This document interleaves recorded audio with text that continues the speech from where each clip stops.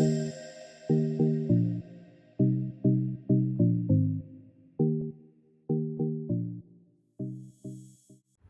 Everyone, আসসালামু আলাইকুম। ঈদ মোবারক, ঈদ মোবারক। আজকে বুধবার, আজকে পবিত্র কোরবানির ঈদ। সবাইকে জানাচ্ছি দক্ষিণের বারান্দা থেকে ঈদের অনেক অনেক অনেক শুভেচ্ছা।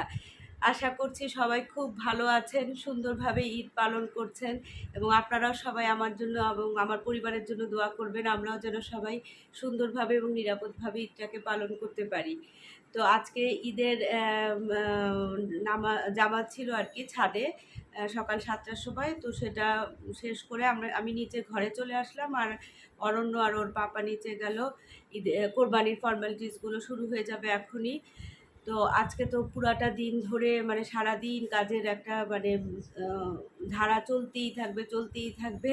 তো মনটাকে সেইভাবে প্রস্তুত করে দিচ্ছি, যেহেতু এখন মানে কোনো হেল্পিং হ্যান্ডও নাই, সেজন্য আর কি মানে একটা ইয়ে তো থাকবেই। তো ইনশাআল্লাহ আল্লাহর ইচ্ছায় সব কিছু সুন্দরভাবে সমাধান হবে আশা করি। তো এই জন্য ভাবলাম যে আমি এখন থেকেই শুরু করে দেই আজকের দিনটা আপনাদের সাথে শুভেচ্ছা বিনিময়ের মাধ্যমে। তো আপনাদের সবার জন্য রইল অনেক অনেক অনেক শুভকামনা, প্রীতি এবং শুভেচ্ছা। আপনারাও আমার এবং আমার পরিবারের জন্য দোয়া করবেন। তো আজকে সারাটা দিন আমি কিভাবে মানে কিভাবে সারাটা দিন কি করছি না করছি আপনাদেরকে সাথে নিয়েই সারাটা দিন চলবো। তো আসেন, দেখতে থাকেন, এবং আবারও সবাইকে ঈদের অনেক অনেক অনেক শুভেচ্ছা।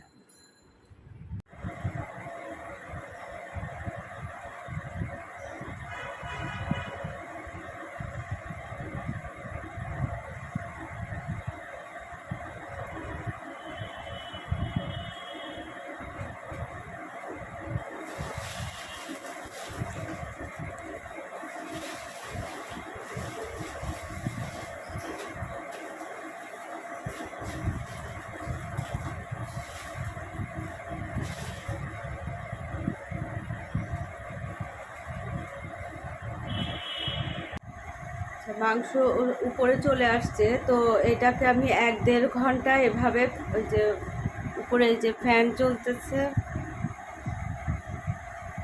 ফ্যানের বাতাসে 1-1.5 ঘন্টা এরকম মানে রাখবো। তাতে হয় কি, ভিতরে যে ময়েশ্চারটা আছে আর যে টাটকা মাংসের যে ভাবটা থাকে, ওটা ময়েশ্চারটাও ড্রাই হয়ে যায়, আর ভাবটাও মানে চলে গিয়ে মাংসটা আর কি রুম টেম্পারেচারে চলে আসে। আর তখন প্যাকেট করে ফ্রিজে রাখলে এই মাংসের টেস্ট কোনো রকমই কিছু হয় না, একদম খুব সুন্দর মানে টেস্টটাও থাকে, সব কিছু অ্যাজ ইট ইজ থাকে। তো এটা শুকাতে থাক, তারপরে এটাকে 1-1.5 ঘন্টা পরে এটাকে তখন ফ্রিজে তুলবো আর কি, যেটা যা দেবার বা ফ্রিজে রাখার।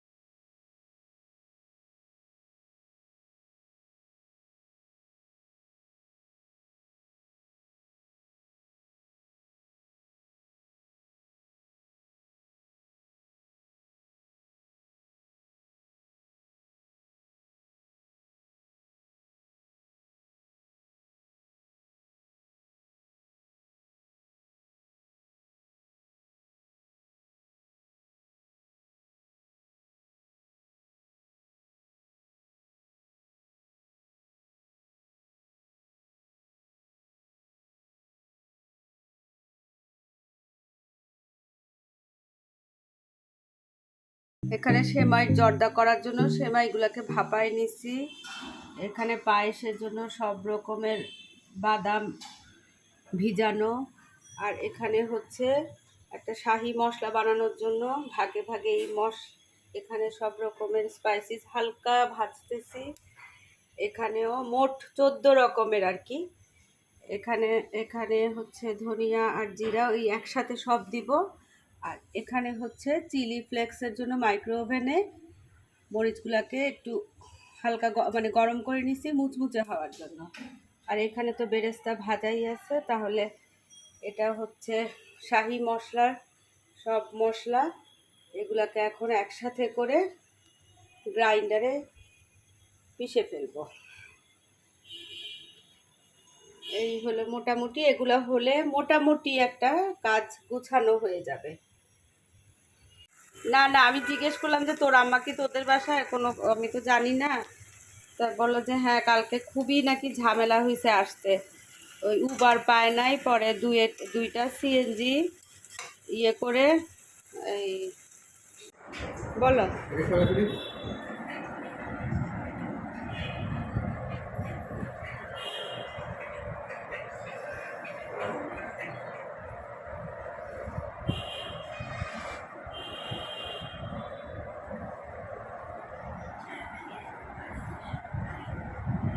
এখানে ওই ভুঁড়ি আর কি, ভুঁড়িকে ক্লিন করে আমি বয়েল করে এভাবে একেবারে পানিটাকে ড্রাই করে তারপরে এখন প্যাকেট করে রাখবো। তাতে হবে কি পরে যখন এটাকে নামাবো তখন এটা আর কি প্রসেসিং করতে বা ইয়ে করতে খুবই সুবিধা হয়। তো এটা বয়েল হবে, বয়েল হয়ে 5-7 মিনিট বয়েল হবে, তারপরে পানিগুলো ছেঁকে এটাকেও বাতাসে একদম ড্রাই করে দিব শুকায়ে, তারপরে আমি এটাকে আর কি প্যাকেট করে ফ্রিজে রাখবো।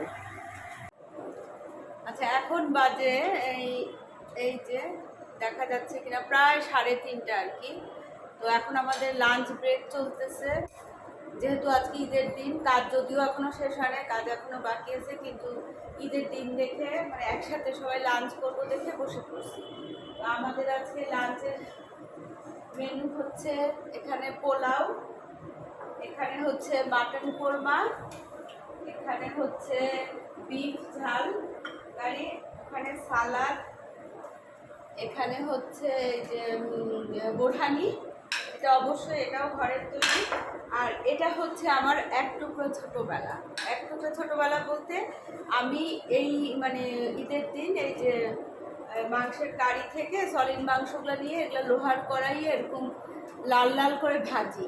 যদিও আমি যে খুব একটা খাই তা না, কিন্তু এটা হচ্ছে আমার ছোটোবেলা, মানে আমার ছোটোবেলার স্মৃতি বলতেই এই যে ভাজা লাল মাংস মনে পড়ে, যে আমরা দুপুরবেলা ভাজা লাল মাংস, আমি আর আমার বড় ভাগ্নি, আমরা দুজনে দুবাটি লাল মাংস নিয়ে জানালায় বসে বসে খেতাম আর রাস্তার মানুষ দেখতাম। তো এটা আসলে কোনো মানে এটা কোনো ডিশ না, এটা আমার এক টুকরা ছোটোবেলা। তো আর হচ্ছে ইয়ে, তো আমরা কাজকর্মগুলো খাওয়ার পরে কাজকর্ম করব, কাজকর্ম করে হাত পা যদি সহি সালামতে থাকে তাহলে ইনশাল্লাহ বিকালে আপনাদের সাথে অবশ্যই দেখা হবে। আচ্ছা আমার রান্না কেমন হয়েছে একটু জোরে বলো। হ্যাঁ এক্সিলেন্ট। আচ্ছা এখন আমার ভিউয়ারদেরকে তো খাওয়াতে পারি নাই, তোমাদের ইয়ে মানে রিভিউই আর কি যথেষ্ট। তো আমরা খাই আর আপনারাও নিশ্চয় সবাই খাওয়া দাওয়া করছেন। ইনশাল্লাহ দেখা হবে বিকালে। এই যে রাত হয়ে গেছে, রাত ঠিক না, এই যে কয়টা বাজে এখন 8:30 বাজে। ঘর বাড়ি মোটামুটি এই যে ক্লিন, পরিষ্কার পরিচ্ছন্ন। রান্নাঘরের দিকে যাই,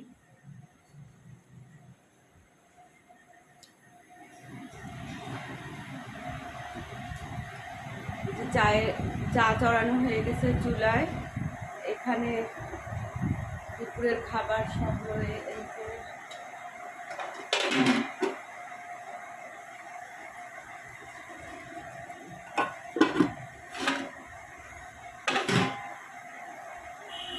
সুতরাং রান্না বান্নার ঝামেলা আর নাই, শুধু চা খাবো এখন একটু টোস্ট বিস্কিট দিয়ে। আর এই যে সব ক্লিন, বেসিন টেসিন একদম ঝকাঝক তকাতক, একদম ক্লিন একদম।